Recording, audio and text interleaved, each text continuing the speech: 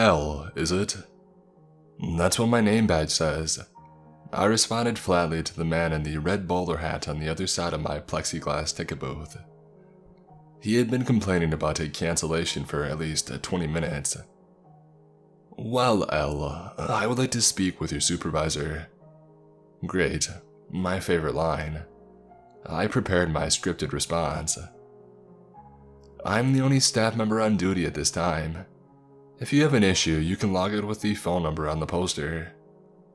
I tapped the glass next to the poster detailing how to contact Connected Railways head office.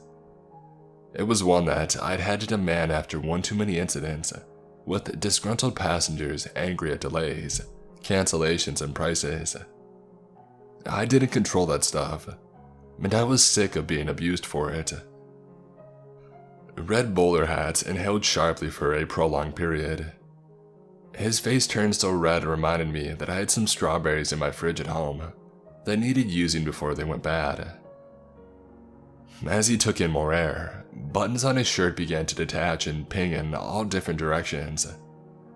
I was suddenly more grateful than usual for the plexiglass as the little plastic pucks bounced off of it. I sighed deeply and hit the red security button underneath my desk, as I braced myself for whatever onslaught was to come next. And then he blew up. Not blew up as in he ranted and screamed at me like a normal, upset customer in a service-based industry. No. Red bowler hat man inhaled so much air that he quite literally blew up, splattering blood across the floor of the station entrance, my ticket booth, and any other passenger in a 10-foot radius. Luckily, there was only one, who hastily made their way to the platform. I looked down in despair as his hat rocked a little upon impact with the floor. I know I should sound more shocked, frightened even, when I talk about a man exploding before my very eyes. That would be a normal reaction, but incidents like that were 10 a penny at the station and had become more of an annoyance than a source of terror. In my line of work, a man exploding was relatively normal, not terribly extraordinary at least. What a mess. Is everyone okay? Atlas arrived, befuddled as he looked at the pile of scattered organs on the floor. Atlas was the night security guard, one of the only two other members of staff in the entire station, and my savior, from both boredom and the unusual passengers. He had long, dark hair that he pulled into a messy bun on top of his head that always made his hat sit strangely. I think so. I just need to call Nikki and get things cleaned up. Sorry for summoning you. I thought it was going to be much worse than that. The guy looked angry. Never a bother, Elle. You know that. Nikki's going to love. Atlas was cut off by a loud and nauseating slurping noise as the organs and bits of person started to move together across the concrete floor, as if they were suddenly magnetized. The blood on my booth congealed into droplets that danced down the screen and towards the collecting mass. The explosion hadn't been entirely out of the ordinary, but this was beginning to pique my interest. Good job you called, Atlas continued, a curious expression on his face as the mass built to a height that towered above us both. Screaming, naked and covered in transparent goo, Red Bowler Hat Man was reborn and much bigger and angrier than he had been before. He bent over, picked up his messy hat, and placed it on his head before approaching the booth. I wasn't sure on the purpose of the hat. After all, the rest of his clothing remained shredded on the floor.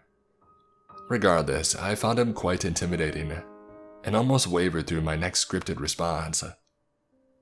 Sir, I'm going to have to ask you to leave Connected Railways property. Red Bowler foamed at the mouth, revealing a set of yellow teeth and continued squealing into the open air. I cringed a little and tried to look away, watching the unsuspecting, oblivious people in the street behind him, and envy in their ignorance. They were only a few feet away, and yet to them, the incident wasn't happening at all. Oh, how sweet it must have been not to see the booth, the blood or the naked man screaming in the night. That would have been a real treat. The station I work at is only visible to those who are already aware of its existence, or it would have been quite the scene, even at 2 a.m. That's what I've deducted in my time here anyway. I'd walked this street 1,000 times before my interview, and never once seen a station entrance. There was no other explanation. My employment as a normal human that stumbled across the advert by pure dumb luck was more unusual than anything I had witnessed from Red Bowler Hat Man. I stayed firm, maintaining eye contact as I watched Atlas creep up behind the creature and hold up a pistol. A security guard with a gun wasn't a typical sight in England, even in the city, but then nothing about my workplace was typical. He pulled the trigger, releasing a sharp point and injecting a yellow liquid into the man's neck. I watched as he dropped to the floor, shrinking into the disgruntled passenger he had been prior to the explosion, albeit stark naked. "Where was he headed, El?" Atlas asked, grabbing hold of the now comatose creature and struggling with the dead weight as he tossed him over his shoulder, careful to avoid certain regions. He was moaning about the cancellations on the village line, Quarterline Hill via Monsoon Valley. I tried explaining that there was one 30 minutes after, but he didn't let me. I'll take him down to the platform now and page the guys at Monsoon Valley. Village line comes in at 2:22 and reaches Monsoon Valley by 2:46. He should stay like this until then. He's their problem now. Finish, I added just as he walked away. I sighed. I was grateful for Atlas, but he could be tone deaf at times and was blind to the irony of cutting me off just like Karen and the Red Bowler Hat had. I leaned back in my chair, kept one eye on the large antique clock on the wall to the left, and prepared for the rest of the night to go by uneventfully. I know that it seems strange to be so positively apathetic. You have to understand how real desensitization is. The more we consume, the easier it gets, and Bowler Hat wasn't the first, and definitely wouldn't be the last monstrous transformation that I would see. I can't explain the things that go on at the station entirely. I have my theories, but I have no way of confirming or denying them. The only hard facts I have are these. I have never heard of a single station we service. I'm absolutely certain that at least 90% of our passengers aren't of the human variety. Regardless of the risk I run of being eaten, I'm still paid a pittance like every other booth worker in the country, and on any given day I might have to drive home soaked in blood. So, why do I stay? I stay for passengers like the one that followed Red Bowler Hat. I'm not immune to curiosity. I recognize that I'm shafted by a connected railway on a regular basis with only a poster and a charming but undeniably human security guard for protection. But that doesn't change the fact that when you work with things that are out of this world, every now and again you come across one that makes it somehow worth it. The woman in the floor-length tweed coat was not your run-of-the-mill, angry, potentially explosive customer. She was much more. She approached with a small dog in her arms, her coat sweeping across the hard ground where bits of organ had previously been strewn, walking with such dainty steps it was almost as if she were floating. She wore a scarf that matched the coat and had a face with more wrinkles than necessary to tell the story. I would have put her in her 90s at best, although she was perfectly mobile. "How can I help?" I asked, attempting to put on my best customer service face. "A single to Meander Place, please. No return." Meander Place wasn't a destination I was often asked for tickets to. It sat on the barely used Epstar line, which was mostly used by the more intimidating of passengers. I had never taken any of the trains myself, despite my curiosity, but I tried to take note of the people I saw and where they were going. There was no other viable way to pass the time. "That'll be $29.50, please." "Oh, I'm afraid I don't have that. I spent the last of my money in that delightful pub across the street. We're going to have to come up with another method of payment. The station sat opposite an unusual, traditional-looking old pub called the Pickled Gnome, which seemed to be a popular stop for my passengers before their journeys. I often questioned the type of patrons that it served, although I suppose I was in no real position to. I'm sorry, but we don't offer payment plans or alternative methods here. You don't understand, do you? The woman made eye contact with me, and I felt my head freeze into position, staring back at her. Her eyes were an incredible March yellow with flecks of green. Her next words made my skin crawl.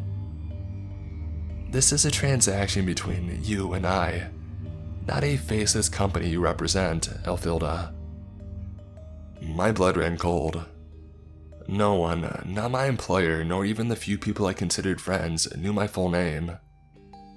I managed to break my trance-like fixation on the woman, to check my badge, and just as I suspected, it said L. Who are you? Interesting. You don't want to know how I know your name. You want to know who I am. You have a habit of asking all the wrong questions, don't you? What are you talking about? See again, another useless question. I suppose as I know your name, it's only fair that you know mine. Agnes Copper. Haven't you ever wondered why you're here? She placed the small, scruffy-looking dog on the floor and extended a frail, skeletal hand out towards the booth. Handshaking, I pressed the security button hard, eliciting a wiry smile from Agnes. That's not going to work, Elfilda. I'm glad I have your attention, though. If that weren't the case, you would have noticed the clock you've been watching for the past few hours stop. She was right. The clock had stopped, and I hadn't noticed. I gulped. I dealt with some incredibly unusual passengers, but none of them had ever rendered my security button useless, or known my full name. What do you want? The dog barked, making me jump. Agnes shushed him before continuing. That's a better question, dear. Although you already know the answer. I want a ticket to Meander Place. The question is, what do you want? I took a moment to try and comprehend her question at all. She spoke with a glee that made me deeply uncomfortable. In the short term, I wanted Agnes Copper gone, and to forget about her yellow eyes. I had a feeling that wasn't what she was referring to, however. Come on, Elfilda. There must be something. Please stop calling me that. My name is Elle. I spoke with a quiet defiance. She smiled, enjoying my agitation. Oh, am I getting somewhere? Now why would a pretty girl like you hate a pretty name like that so much? I felt a pang in my stomach. I hadn't thought about my life with that name for a long time. Life before Irene disappeared. It's personal. I know, dear. I think you're aware I already know the answer. Her eyes lit up and she licked her puckered, wrinkled lips as I shuddered at her words. You're wondering now if I know where she is, aren't you? I was, and she was right. Who wouldn't wonder? When my little sister went missing, there wasn't a trace of her left in my parents' home. My old home. She was only 8 years old, and one morning she just wasn't in the house. They never found a stitch of evidence. That was enough to drive my parents to alcoholism, abuse, and eventually divorce. I got it. They lost the kid, but it sure did suck to be the sister left behind in the shitstorm. 10 years old, and I had to roll my mother over to stop her choking on her own vomit. I put up with 8 years of that before I fled, came to university in the city, shortened my name, and never went back home. Of course I wondered where she was. Do you know where she is? Agnes laughed an evil cackle, sinister enough to make every bone in my body vibrate. I felt weak, like all the wind had been knocked straight out of me. I tried to control it, but tears fell against my will. I hadn't thought about Irene in so long. "Are you a gambler, Elfilda?" Agnes asked, ignoring my question entirely. "I never considered myself to be a betting woman," I answered, voice shaking audibly. "Well, I think it's time you start. If you print me a single ticket to Meander Place, I will give you a clue. What a wonderful thing. A little piece of hope. The clue could lead to that little girl you seek. Or it might not. After years of no answers, isn't it worth the risk? For the minimal cost of a $29.50 ticket. If the clue is useless, what are the consequences?" A better question. Finally, you've got it. Shame, we're almost out of time. My train leaves in a few minutes and I'm not too quick on my feet. Make a decision, Elfida. I think you'll know I'm getting on that train either way. I hated arrogant customers. I made a point of ensuring I did my job properly, no matter what crazy things were going down in the station. But Agnes made a compelling case. She may have looked old and frail, but she froze the air and the space around her. I wasn't confident I would even get close to stopping her aboard that train. How could I let the opportunity to find Irene slip away? I printed the ticket, of course I did. A one-way to Meander Place, the Upstar line. Agnes continued to frantically lick her lips as the machine made the printing noise. Her mouth moved like a snake. It terrified me. As I handed it to her through the slot, she reached into her pocket and pulled out a tiny red box, only large enough for a small piece of jewelry, replacing the paper slip with it. "Thank you, Elfida. I hope you find what you're looking for." She winked a reptilian yellow eye and shuffled away from the booth, towards the platform entrance. I sat there for a few minutes, staring at the box, and then back at the clock that continued ticking the moment Agnes was out of sight. I searched for her on the platform security cam that faced me inside the booth, but she had vanished. No trace. Just like Irene. I stroked the box, and sure I even wanted to know what was inside, while simultaneously desperate to see the contents. Monsoon Valley just called. The guy had the same argument with them. Popped all over again. The guard there is having a total crisis. Thank God we got rid of him, right? Alice interrupted my deep and brooding thought. I shoved the box into my pocket as quickly as I could and I looked up, blinking away any residual tears from my interaction with Agnes. "Man, sounds like a blast," I joked, managing a chuckle from Alice. "We'll have to tell Nikki about it when she's done with Platform 9. "Yeah, I'm gonna go ahead and check on her anyway. The Upstar line just blasted through there. Never know what unsavory characters might be about." Atlas spoke seriously, but I struggled to take him so. He always seemed impervious to the strangeness that surrounded us, and my recent meeting had cut through my apathetic disposition. I was relieved when he wandered off, giving me a chance to breathe. After a few moments of collecting myself, I finally gathered the strength to reach into my pocket and open the red box. When I saw the contents, I almost flung them in the box at the floor and ran. Inside was a finger, a small, severed finger. The nail was painted pink, splotches on the skin around it like it had been painted by a child. Well, it had. I had painted Irene's nails that exact shade the night she went missing, but it didn't make any sense. It had been years and the finger was so fresh. Even if she was alive, how could she still be so small? Fighting the bile in my throat, I noticed a pattern. Words, intricately carved in so minuscule they were a struggle to read. "Find me in Thistle Park."